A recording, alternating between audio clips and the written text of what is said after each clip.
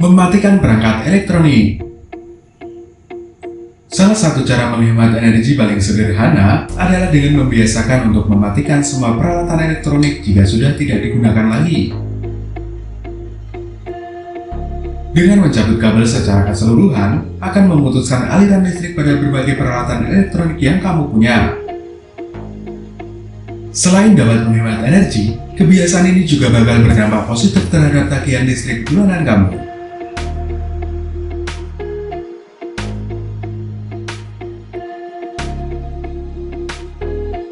Mengganti lampu dengan yang hemat energi. Metode berikutnya yang bisa kamu coba untuk menghemat listrik di rumah adalah dengan mengganti lampu rumah dengan yang lebih hemat energi. Lampu LED bisa menjadi salah satu solusi rumah yang hemat daya. Lampu LED membutuhkan daya yang lebih kecil dari lampu konvensional pada umumnya. Dengan demikian, tagihan listrik rumah kamu tentunya bakal lebih berkurang. Menggunakan air secukupnya. Cara menghemat energi berikutnya yang bisa kamu coba di rumah adalah dengan mulai menggunakan air secukupnya. Dengan membatasi pemakaian air di rumah, maka kamu bisa mengurangi terbuangnya air yang sangat berharga dengan sia-sia. Kamu juga bisa meminimalisir penggunaan listrik karena pompa air tidak akan bekerja secara terus-menerus untuk mengalirkan air dari tanah menuju tempat penyimpanan air.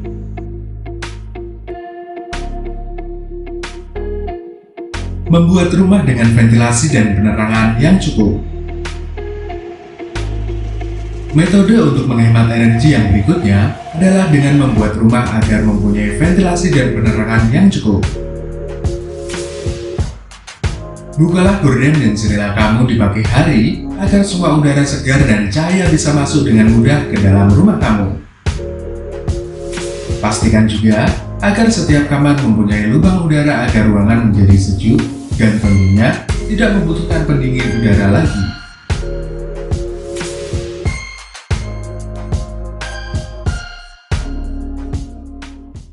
Jangan mengisi daya telepon genggam semalaman.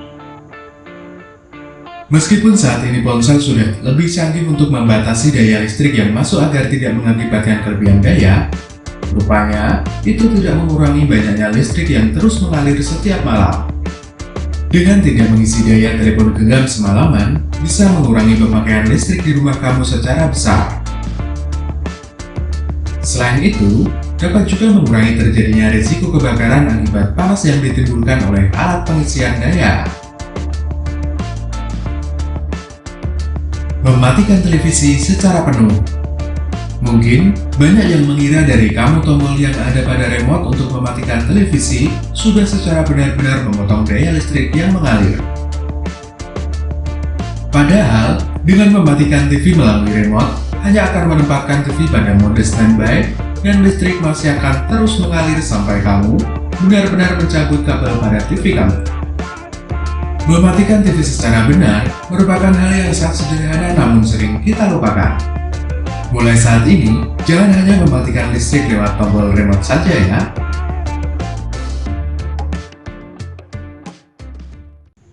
Menggunakan perangkat rumah yang hemat daya.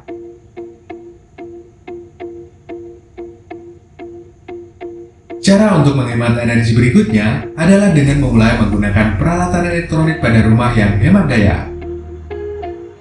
Sebagai contoh, carilah penanak nasi yang berkapasitas sesuai dengan jumlah anggota keluarga kamu agar daya yang dikeluarkannya tidak terlalu besar dan tentunya sesuai dengan yang dibutuhkan saja.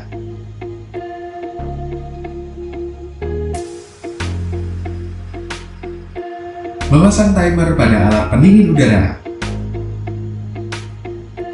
Salah satu penyebab tagihan listrik di rumah menjadi meningkat adalah karena kamu lupa mematikan dan memasang timer pada alat pendingin udara kamu. Pastikanlah kamu telah memasang timer pada AC ketika kamu hendak tidur agar tagihan listrik kamu tidak menjadi meningkat.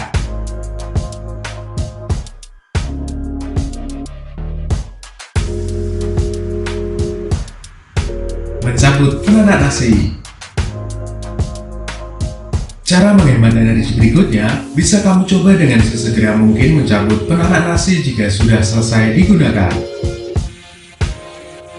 Kurangilah penggunaan fitur penghangat karena daya listrik yang digunakannya cukup besar dan bisa membuat tagihan listrik kamu meningkat.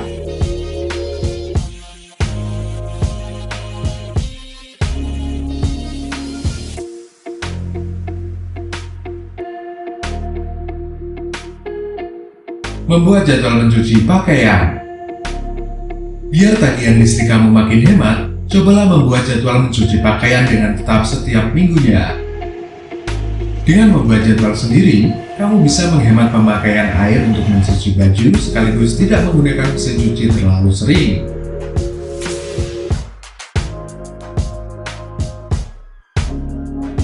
Oke sobat, itulah 10 cara menghemat energi listrik yang bisa kamu coba di rumah.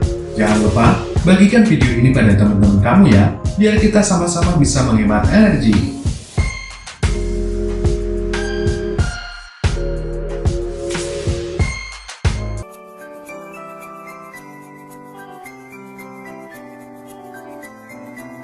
Apa saja di dalamnya? Yang pertama adalah pernyataan umum. Apa sih pernyataan umum itu? Bagian pernyataan umum merupakan bagian paling awal dalam teks eksplanasi, biasanya terletak di paragraf pertama. Pada bagian pernyataan umum mengidentifikasi sesuatu yang akan dijelaskan. Nah, pada bagian ini berisi gambaran umum suatu aspek atau peristiwa yang akan dijelaskan di bagian selanjutnya. Bagian yang kedua atau struktur yang kedua adalah deretan penjelas. Setelah penulis menuliskan gambaran umum suatu aspek atau peristiwa, pada bagian ini penulis menjelaskan, memberikan detail-detail informasi dari pernyataan umum atau beberapa kalimat penjelas dari pernyataan umum. Nah, pada bagian deretan penjelas berisi rincian atas kejadian yang relevan dengan bagian sebelumnya. Pada bagian ini dijelaskan hubungan sebab akibat dan peristiwa secara kronologis. Nah, pada deretan penjelas, tulisan menjawab tentang mengapa dan bagaimana. Pada bagian ini menjawab pertanyaan mengapa dan bagaimana. Struktur yang terakhir adalah penutup atau interpretasi. Nah, pada bagian ini berisi komentar atau penilaian tentang konsekuensi atas kejadian yang dipaparkan sebelumnya. Nah, ini biasanya berupa kesimpulan dari pernyataan umum dan deretan penjelas. Anak-anak, struktur teks eksplanasi ada 3. Yang pertama adalah pernyataan umum, deretan penjelas, dan penutup atau interpretasi.